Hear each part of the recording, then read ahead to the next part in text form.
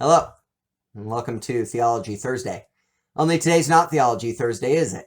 It's Thanksgiving Thursday, and if you're watching this, I'm thankful for you. If I know you personally, then of course I'm thankful for the many contributions you've brought to my life. I'm sure there are at least a few, if not several. If I don't know you personally, I'm at least thankful that you clicked on this link wherever you found it and spent some time, whether it's Thanksgiving or whether it's after Thanksgiving now. Heck, you probably could even watch this in March. But I'm still thankful you gave me a minute or two of your time to talk about the meaning of gratitude and having an attitude of gratitude. That belabored topic of gratitude.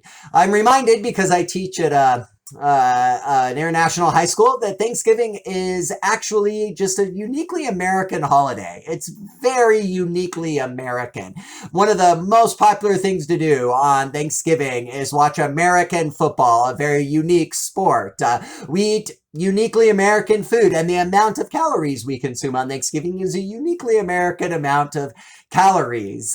Moreover, Thanksgiving is rooted in American history. It's rooted in those pilgrims who sailed across the sea for various reasons and struggled to survive and found that those whom God did deliver were grateful that God had delivered them. And so it's not just uniquely American in its modern day celebration, it's uniquely American in its history. It's not really one of the church liturgical days. It's not Christmas. It's not Easter. It's not All Saints Day. It's not Christ the King Sunday. It's not Pentecost. It's not one of those holidays we invented. It comes more out of America, nationality and things like that. And yet Christians claim it, and we should claim it, because any day that reminds us to be grateful, to have an attitude of gratitude, is a good day, whether it's happening in March or in November, or any day in between March and November, November and March, any day of the church calendar year. I've just been reminded over and over again lately of the importance of being grateful. Of showing gratitude and developing a spirit of contentment. One of the verses that guides my attitude of gratitude is not actually a verse that uses the word gratitude or thankfulness, and yet it's a very important verse for me. It's from Romans chapter 8, where Paul says, we know that in all things God is working for good and for the good for those who love him and act according to his will. In early manuscripts, there was both a with those who love him and for those who love him. It was interesting that there was sort of a confusion early on about whether God was acting with or for. We know that God does both. God uses us to do good in the world, and God does good for us in the world. That verse guides my gratitude because it just reminds me that no matter what happens, even if God willed it or if God didn't will it, then God is still able and powerful enough to use it to bring about his will and to bring about good for me and through me. And so that causes me to be grateful for all kinds of things that nobody else would ever be grateful for.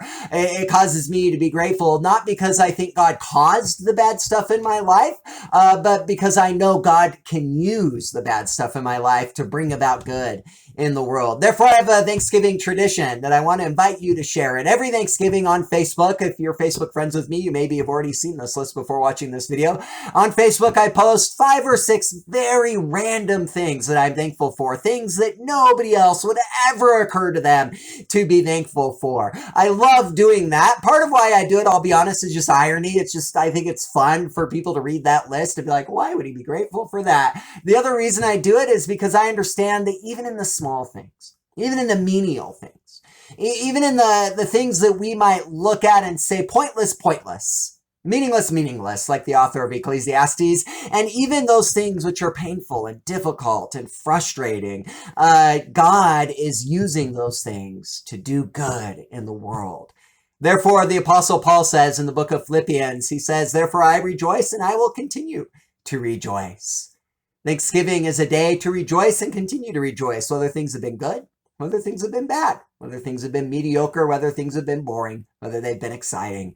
And so this Thanksgiving, I want to encourage you to give thanks for the big and the small, for the good and the bad, and give thanks to God who is able to use all things to work for good with those who love him and for those who love him. Happy Thanksgiving, everybody. Go feast in joy.